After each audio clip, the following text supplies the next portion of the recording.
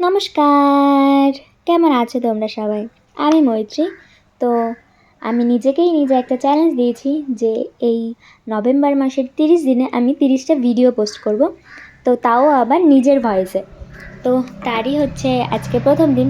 কিন্তু আমি এর আগেও একটা 30 ডেজের চ্যালেঞ্জ নিয়েছিলাম, কিন্তু সেটা আমি ফুলফিল করতে পারিনি। দেখা যাক এই চ্যালেঞ্জটা আমি ফুলফিল করতে পারি কি না। তারপর স্নান টান করে আমি চলে এসেছি ঠাকুর ঘরে। আর অলমোস্ট আমার পুজো দেওয়াও কমপ্লিট।